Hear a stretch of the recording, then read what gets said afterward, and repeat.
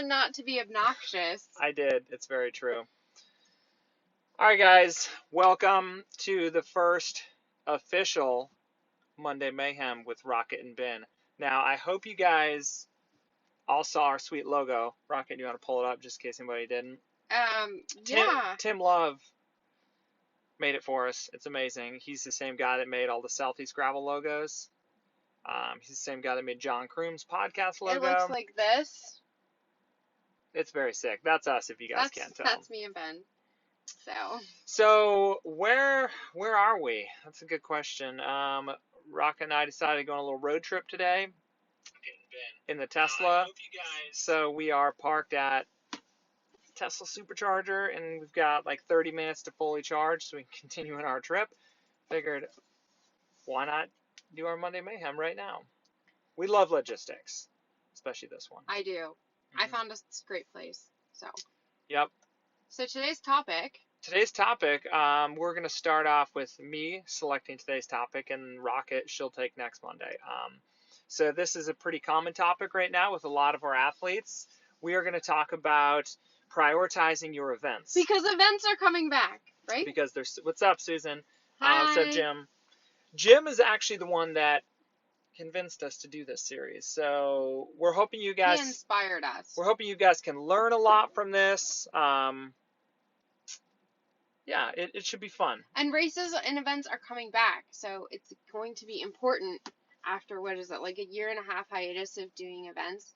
Like, you want to do all the events. You want to do all the events.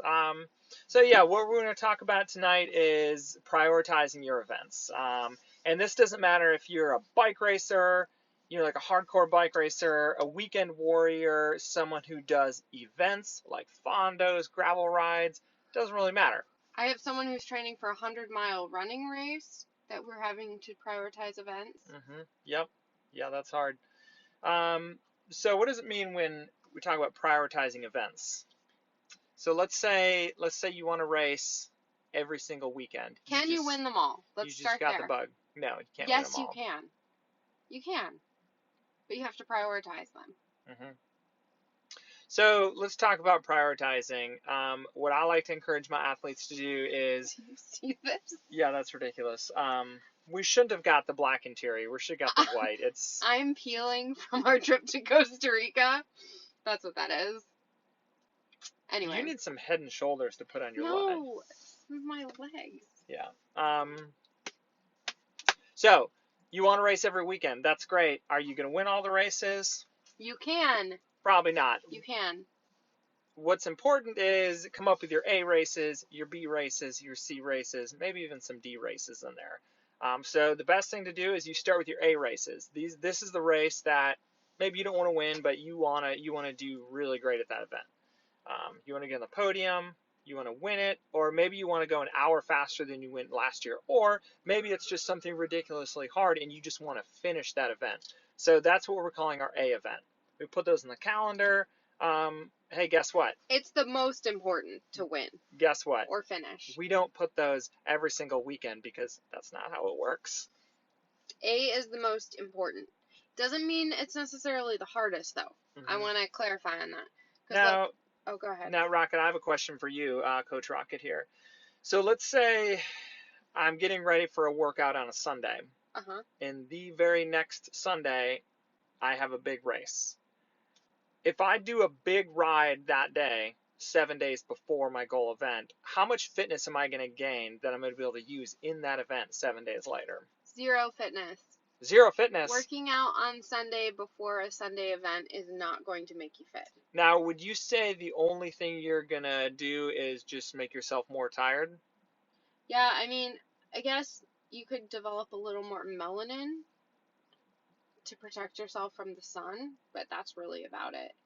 That's true. That's so gonna be I think one of the biggest points I'm trying to make here today with this, with what we're talking about, is this is not like studying for a test. When you don't cram. When you're a week out from an event, anything that you are doing, it's gonna make you tired. That's the only thing you're gonna do. You're gonna make yourself tired. What do you know about studying for a test?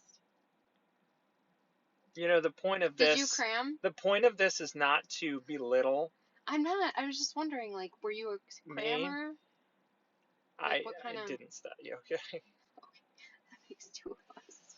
Yeah. Well. So you can't cram, is what you're saying. So now let's talk about days leading into an event. What you can do. We can do openers.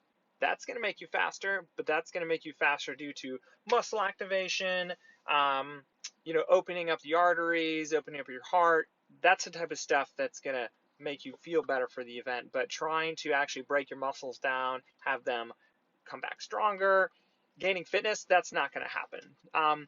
So when we talk about coming up with those B, those C, and those D races, that's where, okay, my goal event is in a month from now. So I'm going to race all these weekends. You're racing through those. So you're more using those for the experience to get the really good hard training in. And that's going to go into the fitness bank. That's going to get you ready for that A race that's coming up. Yeah, and just so you know, your A race doesn't have to be the most difficult. It's just the one that you want to perform the best at. Mm-hmm. For example, if you have a local race, and you want that to be your A race, but you want to do this like 200-mile big national event as a training event to get ready for the local race that you want to win, that's totally fine. Yep. Sometimes I actually think people prioritize incorrectly. Do you agree? Like they'll select this big like national draw event and like hope for top 50 when they could select something smaller and win. I agree. Yeah. Maybe you're an up and coming bike racer and you're getting ready for a really hard road race that probably doesn't suit your rider style. So spending all this time training and peaking, that's a big question. Oh, there it is, Jim. I knew it was going to come up. Let's get to that question next. Okay. I'm going to peak for this event that, at the peak of your potential, you're probably never going to do that well in anyway. Let's use me for an example. I'm a sprinter. I'm going to try to peak for, a 90-mile road race with 12,000 feet of climbing. Probably not very smart because if I peak for it, let's say I'm going to finish in the top first half versus the back half. What's the point of that? It's more go to that race, which might be a higher profile race, use it for the hard training to get ready for maybe a smaller race, but something that's going to suit you a little better to get that win in that race versus just pack fodder in the bigger race. Hey Brett, so Jim's question, how many peaks can I realistically hit in a single season, i.e. how many A events can I have? I would say, I don't think, I'm generous. I'd say at least 3. Yeah, that's a hard question. I think there's a lot of factors to that. It depends on how old you are. It depends on The big style. thing is it depends on your work schedule. Are you a pro bike racer or do you work 40 hours a week? What And the about 60 hours a style, week? like the duration, is it an Ironman? Is it a 10-hour event? Or Criterium? is it a 7-day event? Is it at altitude? So there are a lot. Is it a 5K? Like a 5K, you could probably peak for one of those a month. Are you using any type of performance enhancing things? There's a lot of questions because really what it comes down to, Jim, is how fast your body can recover. So and how deep of a hole you're digging. Recovering from a 30-minute event is a lot different than a 30-hour event. Yeah, so you kind of have to think backwards in terms of that. So you do you get to your peak, you hold that peak for a week, 2 weeks max. And then from there we've got to recover. What are you going to do to recover? Are you doing everything to recover, or are you kind of just like, okay, I reached my peak, I'm going to drink a bunch of beers, I'm not going to ride for a while, I'm going to eat a bunch of crappy inflammatory foods? You're probably not going to get very many peaks out of that season. Oh, one thing that I have all of my athletes do is when we are training for an A event, about 2 weeks out, I have them pick an event after the A event. And that is to prevent post-event depression, number one, because that is a thing. Holy cow. And especially for my type A people, they feel like they're floating and have no direction. And should I even eat breakfast? Like, I don't even know what to do. So picking an event for after the event, and in the case that there is an injury, a sickness, a mechanical, maybe something happens during the event and you're not able to perform at your best, there is that event afterwards. Don't pick like a $700 entry for that event, because if you don't want to do it, that's fine to be able to back out. Yep. I wouldn't pick something that you have to fly to, but do have an event on your calendar so that it's like, all right, I have something in case things go sideways and something to have soft focus on after the event. Another thing I want to touch on is when we're talking about events, anything really, I'd say 5 hours or less. So, gravel race, a big Grand Fondo, criterium, road racing, stuff of that nature, 5Ks, 10Ks, marathons. It's not the actual event that is really hard on you. I think a lot of people don't realize this. You can do those back to back. I mean, you could do three or four of those a week locally, and it's not that hard on your body. It's the training. So when you're an elite level athlete and you're going from California back to the East Coast, to Florida, going up to Canada, every weekend you're traveling like this, and now we're getting more into, bike racers. That's the hard part. Travel and also the training. Yeah, and it took me a really long time to realize, like, okay, like, what is it that makes the travel so hard? I've always tried to kind of pinpoint what it is, and it took me a really long time. And the thing is, when you're at home, you get into this routine. You eat the same food, ideally. You're sleeping in the same bed. You're living with the same person. You get into a routine. You're getting really good sleep. You're getting really good training. Everything's on par. But now when you start traveling, you're sitting in a car, you're sitting in an airplane, you're eating unknown food, you're living in a house or a hotel with an unfamiliar bed, your sleep schedule's all out of whack, you're with other people who have different sleep schedules, you're probably, doing rides that are on a different schedule. Everything is different. Team drama. So all of this stuff is just bringing your energy levels and your recovery levels way down. And now when you pair that with doing this week after week after week, also pair that with we're traveling, we're racing, we're not training, everything is just going down. And if you're just doing that week after week, at a certain point, you need to take a break. So it's the travel that's really hard. It's not so much the races. Yeah, and also be looking at another thing that I do with my athletes is I have them pick an event to peak for based on what they like training for. For example, if the idea of a marathon sounds really cool, but you don't like running, it's not a good idea. It's a terrible idea. What do you like doing? And get with your coach and say, hey, I need to find an event. Here's what I like to do. I had a woman that I just got off the phone with her. She said, I really like doing events. I like the idea of rucking, which is long walks with a weighted backpack. But I don't think I want to have weight on my pack for my joints anymore. So boom, I'll find you an event that, guess what, is walking without weights on your back, which I'm going to find her a badass hiking event to do. So think about what you like to do and pick your A event based on that, what you like to do and what you're good at, because doing well is fun. It's true. Yeah, I think that's about it. Yeah. Do you have any A events this year? Yeah, I've got a couple A events coming up. Yeah.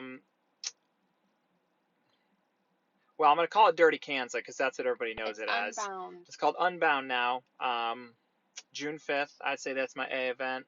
And I have another A event, which is basically the weekend before, Unbound in Bentonville, Arkansas. Which your coach said that's fine. So those are basically just two back-to-back. It's a week apart, so that's cool. It should be good. So I did my first big training ride for it yesterday, which is good. Well, I've been leading up to them, yes, but it was because of course they just get bigger and bigger as we go. So now, am I going to do my biggest ride the weekend before the race, would you say? Is that what it should do? No. Have you guys been listening?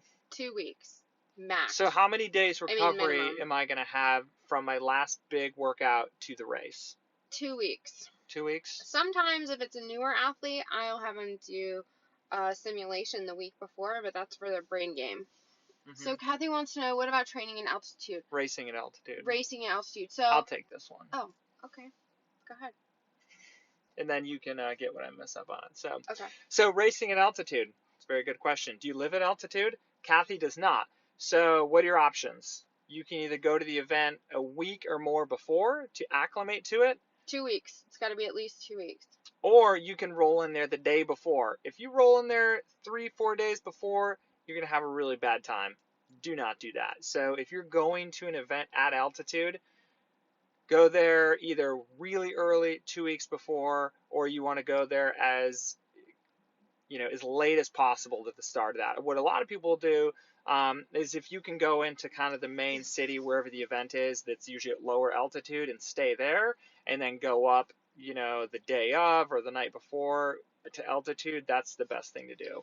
Yeah, you know, they say that, or studies show that the effects of altitude take place after training for 2 weeks. And they used to think that's because you have more hemoglobin carrying abilities and more ability to bind oxygen going 3 days before. Yeah, that's like worst case. You ideally want to go the day before. We've talked about that, Kathy. But anyway, You'll be fine. you'll be fine. They originally thought, Ben, check this out, that it was that the hemoglobin was adapting to be able to carry more oxygens. Mm-hmm. But they are actually showing now that for those hemoglobins to die off and new hemoglobins to develop to be able to carry more oxygen, it's actually upwards of 6 weeks. So what they once thought was the reason for altitude training to work, in 2 weeks they have found out that that's not actually the case. So they're still figuring out the details on that. So I like thought it. that was kind of cool. I like it. I think we have everything figured out, and we don't. Mm-hmm. So. All right, guys, that's going to do it for Monday Mayhem. These will usually be about 15 to 20 minutes. If you have an A event, if you were wondering. Were you wondering? Yeah, I have 2. I was wondering. Let's hear them.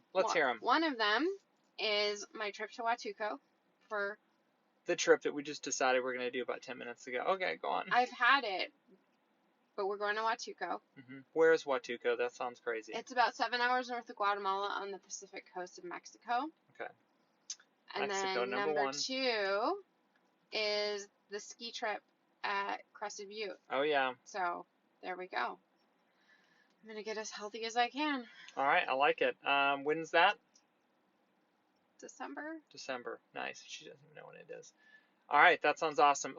So, guys, that's going to do it. If you have anything that you want us to talk about next week or a future episode, go ahead and let us know. Basically, so our idea with this is, we want it to be chill. Let's do a podcast, but we don't want to do a podcast. You have to get all this audio equipment. Oh, wait, tell Christy. Angel says hi. What's hi. up? But we don't want to do a podcast. So we're going to film these live. So if you want to tune in when they're live, go ahead and watch it. We're going to download these and put them on our YouTube page. So every week we'll do it. If you have any topics you want us to talk about, let us know. It's going to mostly revolve around cycling, but we're going to blend a whole lot of health and wellness into that as well. Because healthy people can also ride bikes. That's true. Yeah, it helps to be healthy. We may even do a little bit of screen sharing on these, and maybe show some kind of race tactic analysis, some fun stuff like that. All right. Well, you said, it sounded like you had something you wanted to say. No, that's it. That's okay. It, and that's all. All right, guys, it looks like our car is about charged up for the rest of our trip. Oh my gosh, that was so quick. So we're gonna. Holy smokes. We're gonna go. All right, guys, thanks for watching. We'll see you next time. Bye.